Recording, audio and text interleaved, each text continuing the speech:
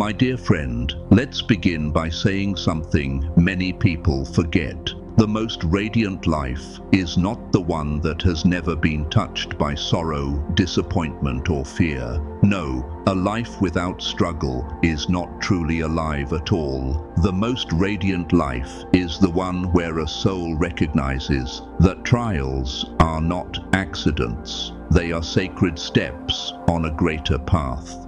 As the Apostle Peter reminds us, "In this you rejoice, though now for a little while, if necessary, you have been grieved by various trials, so that the tested genuineness of your faith, more precious than gold that perishes, though it is tested by fire, may be found to result in praise and glory and honor at the revelation of Jesus Christ." 1 Peter 1:6-7. The beauty of your life is not in its perfection, but in the way it has been shaped by fire and refined into something unbreakable, especially when your soul is marked for growth, especially when you're called to leave a footprint on this world that echoes beyond your years. That is why you are here in this very moment. There is something about you the world needs reminding of, something so deeply woven into your being that it may feel ordinary to you, but in truth, it is extraordinary. You, my friend, are a living example. Not the kind that shouts for attention, not the kind that performs for applause, but the kind that shapes others quietly, like the steady flow of a river carving stone.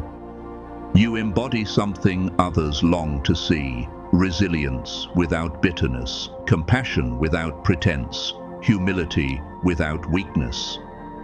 Let your light shine before others, so that they may see your good works and give glory to your Father who is in heaven. Matthew 5:16.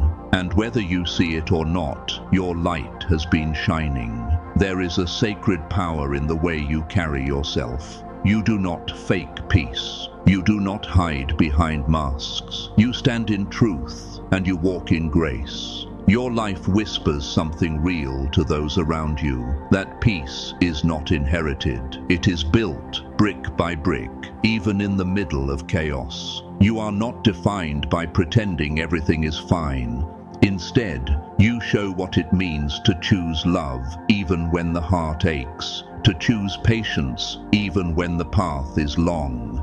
And in that choice, you remind others that life itself is a holy invitation. So often we believe that helping others means fixing their problems, carrying their burdens, or shielding them from pain. But let us not forget what Paul said. Each one should carry their own load. Galatians 6:5. Support is not always rescuing. It is often being the example. It is walking forward even when no one claps. It is enduring your hidden battles with quiet strength that speaks louder than words ever could. That kind of example cannot be ignored. The right people notice. Those who are lost in silence, searching for a way forward, find in you a lantern that guides their steps. You were never meant to bear the weight of every soul's healing. That was never your mission. Your mission has always been to walk your path honestly, to trust the inner compass God has placed in you. And as you do so, you shine naturally. You are like the lamp described in Psalm 119, verse 105. Your word is a lamp to my feet and a light to my path. And through your example, without forcing, without demanding, others find a way. Let us also pause to talk about gratitude, because it is not always loud or poetic.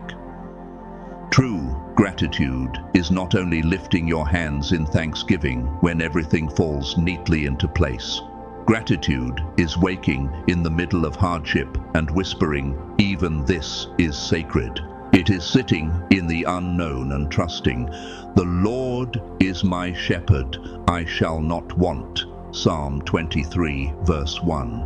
Gratitude is not shallow. Sometimes it looks like a trembling breath after long nights of tears. Sometimes it is refusing to let bitterness speak, even when the world misunderstands you. Sometimes it is simply showing up quietly, with love still alive in your chest. And in that, my friend, is grace itself in motion. When you choose to keep walking, even under the shadow of uncertainty, you are embodying gratitude, and that kind of gratitude transforms you. Have you noticed how your life has slowly become a refuge for others? That when you walk into a room, the atmosphere shifts. Not because everything is easy for you, but because you carry a peace that others cannot explain. That is no accident. Blessed are the peacemakers, for they shall be called sons of God. Matthew 5:9. You are not only surviving, you are teaching others what survival looks like when it is drenched in truth and compassion. You are showing that one can remain gentle without becoming small, strong without becoming hardened, grateful without pretending everything is flawless. This quiet strength is now written into your presence, Even if you did not ask for it, others feel it. They may not always have the words, but their hearts know it. There is something in you that steadies them. And have you noticed how people open themselves around you? How their hearts, guarded with walls, soften in your presence? That is because you carry a spirit that is safe, real, unfiltered. They see in you a reflection of what they could become, and whether they are ready or not, your very existence plants a seed of possibility. That, my friend, is why you're already a role model. You did not have to strive for it. You did not have to perform. You became one by living authentically. For the ones who are ready, your presence is a quiet answer to the questions they've been carrying. Not because you preach at them, but because your life itself is the sermon. You yourselves are our letter, written on our hearts, known and read by everyone. 2 Corinthians 3:2. You are the teaching. Your very existence is the living example, not polished, not pretending, but real, aligned, and unafraid to keep evolving. You know by now that real helping does not always look like fixing. Sometimes, the holiest act of love is trusting someone to walk their own valley, because valleys are sacred places. As Psalm 23 verse 4 reminds us, even though I walk through the valley of the shadow of death, I will fear no evil, for you are with me. No one can walk your valley for you, and you cannot walk another's valley for them, but you can walk beside them, carrying your own lamp, showing that survival is possible. And you know this truth intimately. Had anyone taken away your darkest nights, you would not have found the inner light that rose in you.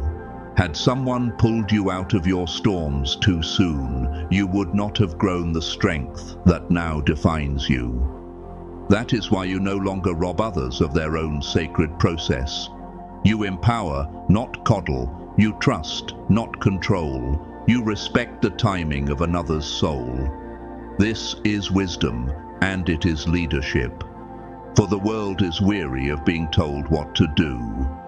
What people hunger for is an example of what can be. They long to see a life lived from the heart without losing integrity. And that is what you embody.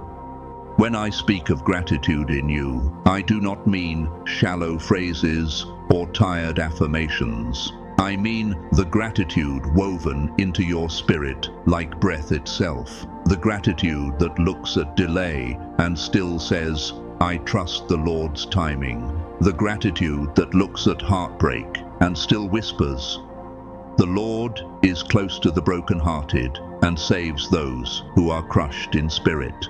Psalm 34:18. Gratitude that looks at detours and still believes. For I know the plans I have for you, declares the Lord. Plans to prosper you and not to harm you. Plans to give you a hope and a future. Jeremiah 29:11.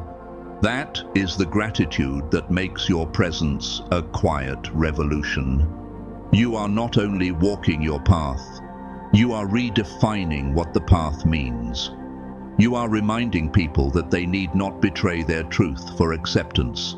That alignment is worth more than applause. That authenticity is worth more than conformity. And so I urge you, keep going, keep trusting, keep choosing integrity over pretense, compassion over performance, spirit over ego. Because every time you stand in truth, you give silent permission for others to do the same. And perhaps your greatest gift is not how many you have helped, but how many you have shown that they were never broken in the first place, only buried.